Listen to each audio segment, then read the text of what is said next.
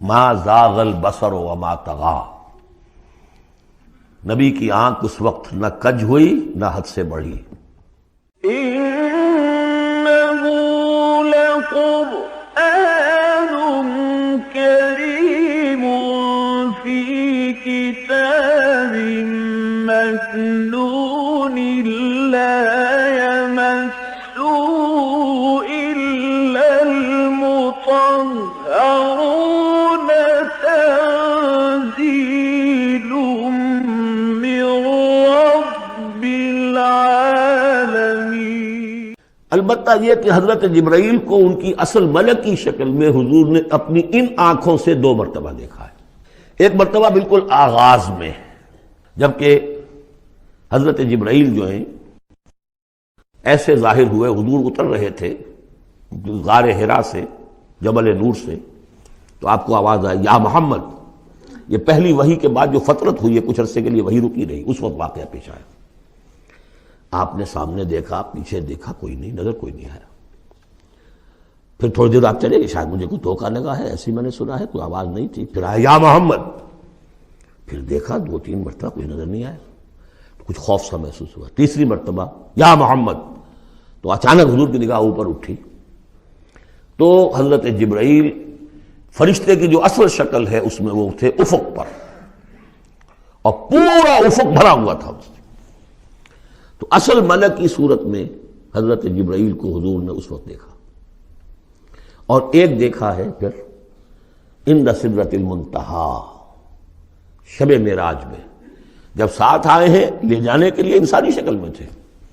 کوئی سواری بھی ایسی تھی جس کو کہ براق کہا جاتا ہے، وہ بھی محسوس شے تھی، لیکن یہ کہ جہاں انہوں نے کہا 7ویں آسمان پہ جا کر کہ بس اب آگے میری گنجائش، اب آگے آپ کو اکیلے جانا ہے، اس سے آگے اگر میں گزرا میرے پر جل جائیں گے، بے سوز تجلا بے سوزت پرم، اگر یکسر منہ برتر پرم، اگر میں نے اب اس سے آگے ایک بال برابر بھی میں آگے بڑھا تو میرے پر جل جائیں گے، اب آگے آپ کا کام۔ اس وقت بھی وہ ان کی اصل شکل میں ظاہر ہوئی، حضرت جبرائیل علیہ السلام۔ ما ضل صاحبکم وما غوا، تمہارے یہ ساتھی ہیں لوگوں، یہ محمد نہ بہکے ہیں اور نہ بے راہ ہوئے ہیں، نہ بھٹکے ہیں۔ وما ينطق عن الهوى، اور یہ جو کچھ کہہ رہے ہیں اپنے جی سے نہیں کہہ رہے، خواہش نفس سے نہیں کہہ رہے، ان هو الا وحی یوحی، نہیں ہے یہ مگر وحی جو ان کی طرف کی جا رہی ہے۔ علمہ شدید القوی، انہیں تعلیم دی ہے، سکھایا ہے اس نے جو بہت طاقتور والا ہے۔ یہاں حضرت جبرائیل ہیں جو مراد ہیں۔ علمہ شدید القوی، یہ قرآن کس نے سکھایا محمد کو؟ شدید القوی، ذو مرۃ، وہ بڑا زور آور ہے، فاستوی، وہ سیدھا ہوا، وہو بالافق الاعلی، اور افق اعلیٰ کے اوپر وہ محمد کو نظر آ رہا تھا صلی اللہ علیہ وسلم۔ ثم دنا فتدلی، پھر ذرا نیچے کو لٹکا، قریب آیا، فکان قاب قوسین او ادنی، اور پھر وہ اتنے قریب آ گیا کہ جیسے 2 کمانوں کا فاصلہ ہو یا اس سے بھی قریب۔ فاوحی الی عبدہ ما اوحی، پھر اس نے وحی کی اللہ کے بندے کی طرف جو وحی کی۔ وہ وحی کون سی تھی؟ وہ ہے اصل میں وحی رسالت۔ وحی نبوت جو تھی وہ تو شروع میں آ چکی، اس کے بعد یہ فترت ہو گئی تھی، کچھ وقفہ پڑ گیا تھا۔ شروع میں وحی جس سے کہ حضور کی نبوت کا ظہور ہوا ہے وہ تو ہے اقرا بسم ربک الذی خلق، خلق الانسان من علق، اقرا وربک الاکرم الذی علم بالقلم، علم الانسان ما لم یعلم۔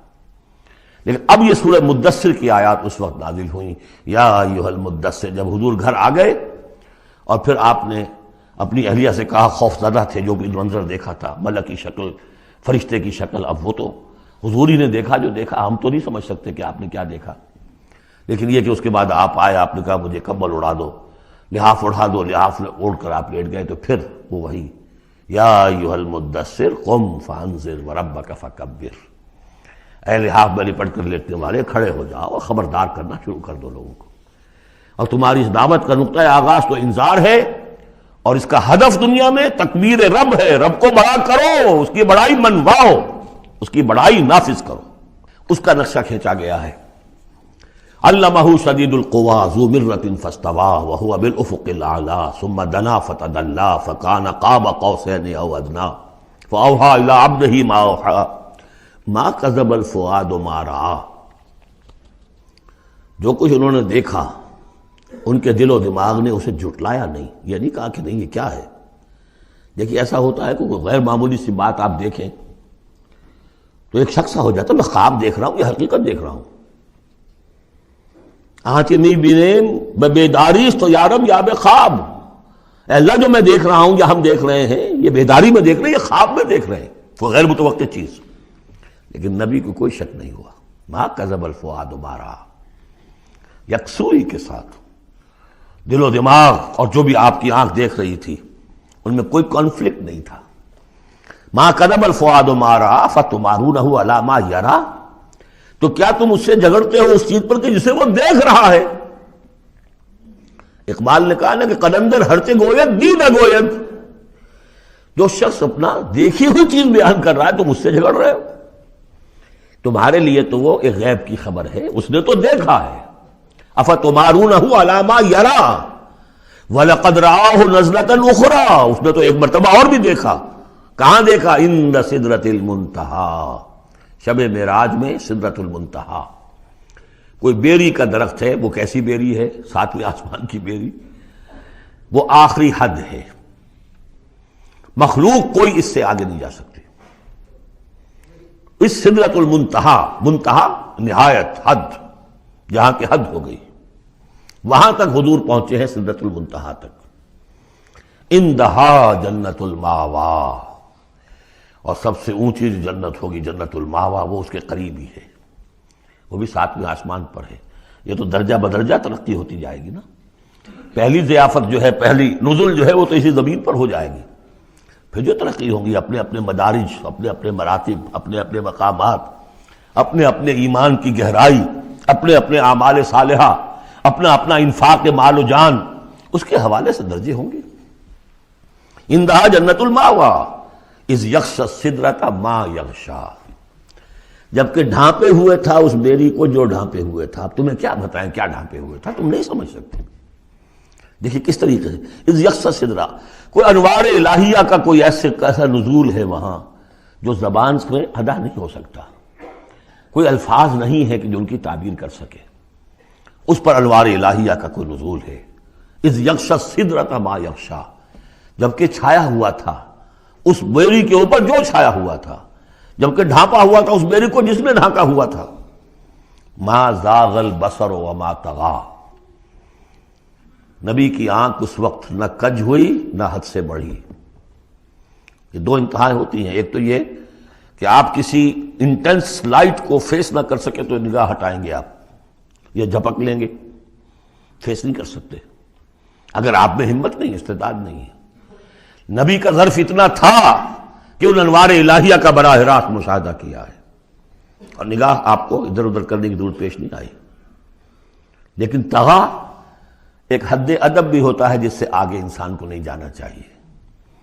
نگاہ جو ہے اس نے بے ادبی کی روش بھی اختیار نہ کی۔ علامہ اقبال نے، واقعہ یہ کہ اس آیت کو میں نے سمجھا علامہ اقبال کے ایک شعر سے، اور اکثر و بیشتر لوگ نہیں سمجھ سکے اس آیت کو۔ ذوق و شوق کے نام سے جو ان کی نظم ہے بال جبریل میں، وہ میرے نزدیک ان کے شاعرانہ جو ان کی استعداد ہے اس میں بلند ترین نظم ہے وہ، جہاں تک پیغام ان کا جو ہے امت مسلمہ کے لیے، اس کے لیے ابلیس کی مجلس شورا، وہ کلائمیکس ہے، اور وہ ہے بھی ان کے آخری زمانے کی نظم ہے، سن 36 میں انہوں نے کہی ہے۔